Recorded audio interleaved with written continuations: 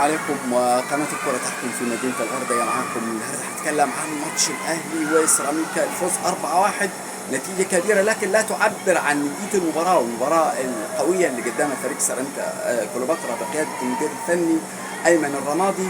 وهتكلم عن الكرة المهمة المثيرة للجدل اللي كان فيها غضب كبير من فريق سيراميكا وجهازه، كرة ضربة الجزاء بتاعت وسام بن علي اللي هو النجم بتاع اليوم وبتاع المباراة وبتاع ومهاجم النادي الأهلي المنتظر للجماهير اللي صبرت كتير، لمهاجم في كل المواصفات وكل المميزات، أحرز هدفين وصنع هدف وتسبب في ركلة الجزاء. اتكلم عن ماتش الزمالك والمقاولين وفوز المقاولين 2-1، 3 نقاط مهمة جدا لهذا الفريق اللي بيحاول بكل الطرق انه يبقى في الدوري العام لعماد النحاس. واتكلم عن هزيمة للزمالك كالعادة في موسم مليء بالهزائم مع جوميز اللي بيتعلم تدريب. جوميز اللي انتقدناه وقلنا انه هو ربما يكون مع المساعد بتاعه على النواحي الفنيه والناحيه التدريبيه والناحيه البدنيه والتجهيز للمباراه على احسن حال، لكن اثناء المباراه والنواحي الفنيه والخططيه ومعرفه قدرات اللاعبين لا سيء جدا. بيبتدي كالعاده بست 7 ناشئين، وده خطا اني انا ابتدي والعب هذا الكم من الناشئين، بحرج اللعيبه المميزه كلها، رغم انه كان في لاعب زي حارس المرمى محمود الشناوي الحارس المميز اللي على فكره صد برضه في هذه المباراه انفرادات. تكلم عن احمد الرفاعي مدافع متميز رغم خطأه الكبير في الهدف الاول. محمد السيد خط وسط نص ملعب ممكن يبقى تغييره كويسه. فيما عدا ذلك ايشو ضيع هدفين وربما يكون ضيع يعني يتسبب في الهزيمه. قبل هدف المقاولين كان في هدف سهل صنعه شيكابالا افضل مبارياته في هذه الفتره، لكن ضيع هذه الكره. وبعد برضه كانت النتيجه 2-1 ضيع برضه انفراد وكره سهله جدا. اتكلم عن المنتخب الوطني اللي معاه مباراه من العيار الثقيل مع الفريق الاسباني اليوم. التعادل يكفي لحسم المركز الثاني، وممكن الهزيمه برضه هيكون في حسابات مع فريق اوزبكستان اللي عنده نقطة، ولو فاز هيبقى 4 نقاط. المنتخب لو اتغلب يبقى 4 نقاط وتبقى حسبة هدف، لكن إن شاء الله بإذن الله أداء قوي ويعني تعادل على الأقل.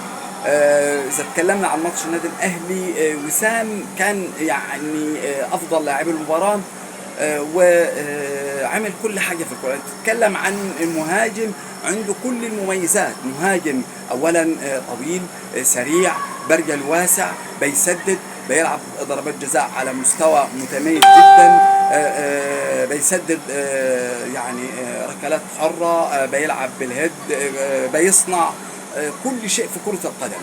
يعني انت تتكلم في مباراة واحدة احراز هدفين وصناعة هدف وضرب الجزاء، كم كبير من المجهود لهذا اللاعب الفذ المتميز اللي مفرح جمهور الاهلي كله. اما عن كرة ضربة الجزاء فحقيقة هنا في القناة كلامنا قبل كده ان عقوبة ضربة الجزاء دي عقوبة قاسية، وانا اتكلمت في كرة وليد الكارتي في ماتش بيراميدز والاهلي ان الكرات دي مش بتتحسب، الاحتكاكات دي مش لا تحسب.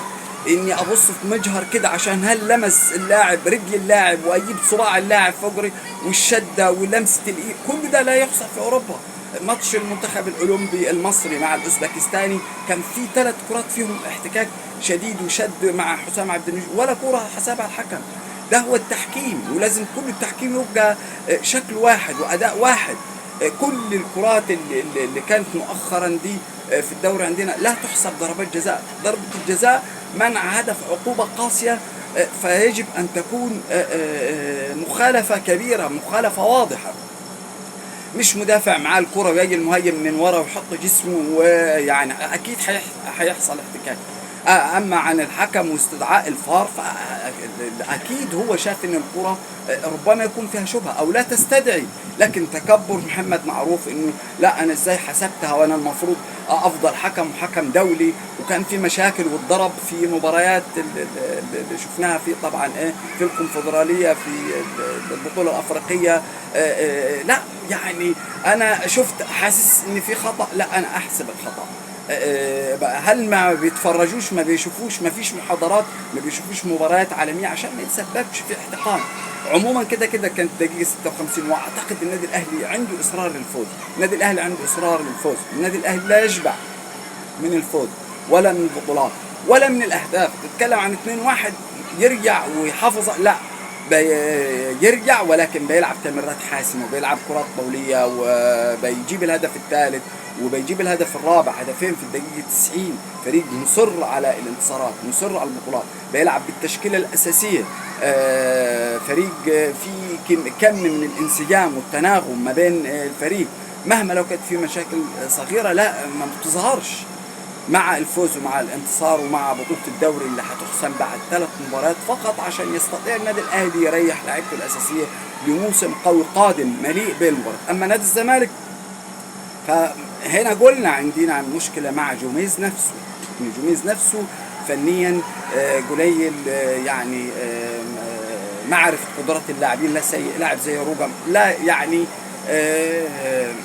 ما ينفعش يبقى لاعب في نادي الزمالك، ما ينفعش يبقى متواجد حتى الان.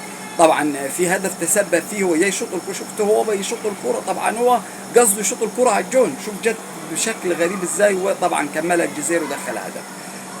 نتمنى التوفيق لمنتخب مصر ونتمنى التوفيق للاهلي والزمالك. شكرا.